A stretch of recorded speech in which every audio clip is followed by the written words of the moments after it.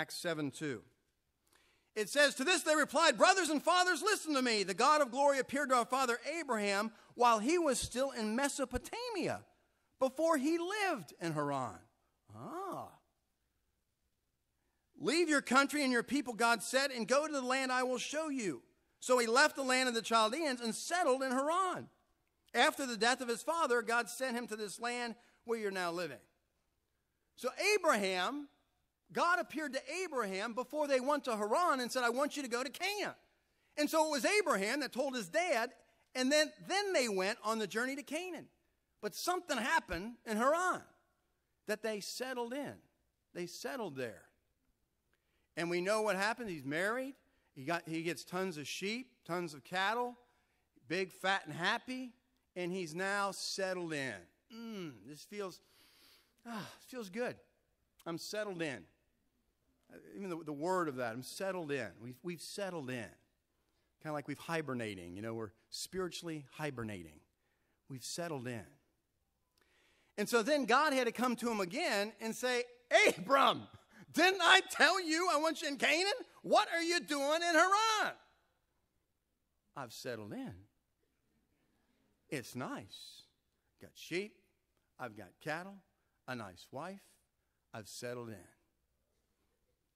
Get your rear end, and I want you to get up, and I want you to go to Canaan. And so then he said, sir, yes, sir.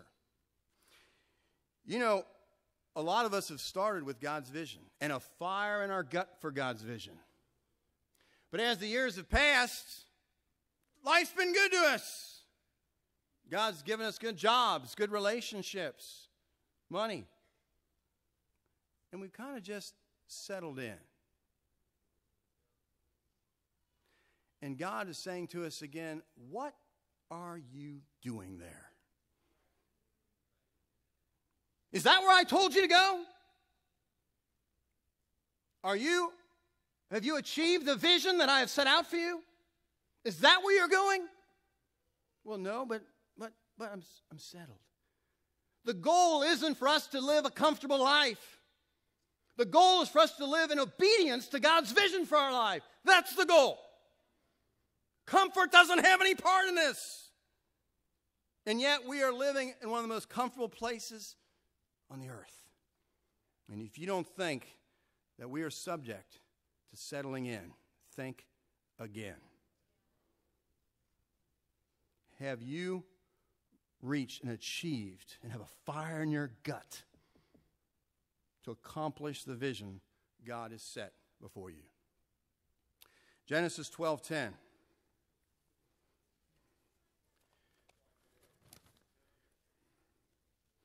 It says, now there was a famine in the land, and Abram went down to Egypt to live there for a while because the famine was severe. So now Abram said, okay, I'm all in. I don't know where I'm going. I'm walking in the desert. I'm all in. Here we go. Got my flocks, got my family, got my wife. Boy, that had to be a conversation. Talking to Sarai about, now that you settled in, forget about it, woman. We're going to go in the desert because God said. But she did. You got to appreciate Sarai.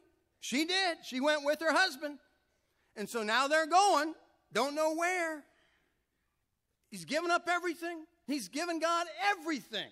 He trusts God completely. And what happens? The first thing that happens? A severe famine.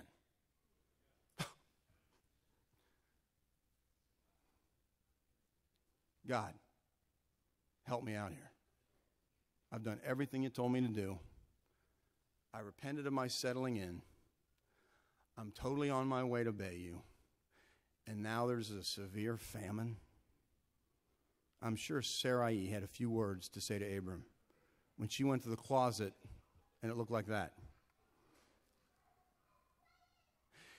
You know, a lot of times when we have given up everything for Christ and we are just on faith, we are on vaporous faith, trusting in God, we expect what he said. I'll bless you. I'll bless you. I'll curse your enemies. I'll bless you. I'll make a blessing. And we kind of think, okay, now the blessing.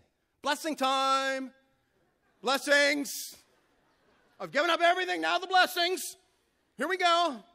I'm waiting. Blessings. But you know, it never works that way. It never works that way. There's always a left turn. This was a famine. Sometimes okay, God, I'm yours. And something happens and we just go, what is this? God hates me. At the very least, he's left me, or he's mad at me, or he's punished me, or something. And God says, no, this is just the way I operate. But God, you said blessing on blessing on blessing. I don't feel blessed right now. I'm looking in the refrigerator. That's not blessed. I'm not feeling the blessings. And God just shakes his head and says, hang in there. Just wait. Be faithful. Keep on walking. You're going to get there. Don't give up on me. Don't you dare give up on me. Keep going. Keep going. So he makes it through. And he keeps going. He's faithful. But at 75 years old, he was promised a son. And from that son, all nations would be blessed. Here he is, Genesis 15. Go ahead and turn there.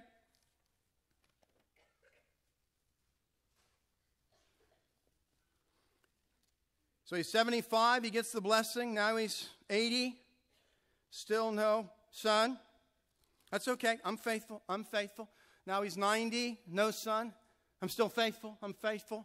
Now he's 95. No son. I'm still faithful. Now he's 100. No son. No son.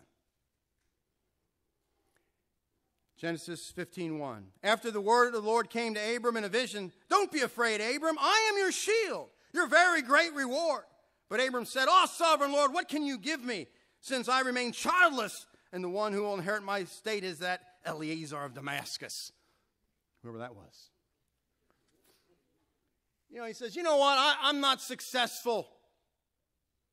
And because I'm not successful, I'm ticked off. And where is this blessing stuff?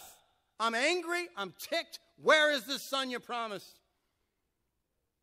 And the Lord said, Abraham, Abraham, I am your very great reward. You know, a lot of times we give our lives, we give to God. In our mind we have, this is success. This is what a successful life would be. And if God doesn't give us what we think a successful life is, we get angry. We get discouraged. We get upset. And God says, you know, your success is that you're mine alone. Just you and I being together, just you being my child and me taking care of you and you being under my wing and me being your father and you being my son, that is so over the top awesome. That is so incredible. If you really understood what it meant, that you are mine and I am yours, we are together, then there is nothing else you would ever want. Psalm 73:25, whom have I in heaven but you? And having you, I desire nothing on earth. That psalmist understood. Abraham didn't. Almost lost it because he felt, I'm not successful. And God had to say, are you mine? Are you in my kingdom? Are you going to be with me forever? Then you are so successful. All this other stuff is just trappings. Even that son is just a trapping. You're with me. We're together. Is that enough for you? Is that just that? If everything else goes to hell in a handbasket and all you have is you're right with God, is that enough for you? God had to convince Abraham that was enough. You know, as we start our year, we got to think about these things. As we think about our new vision, we got to renew that passion that God had when we became Christians.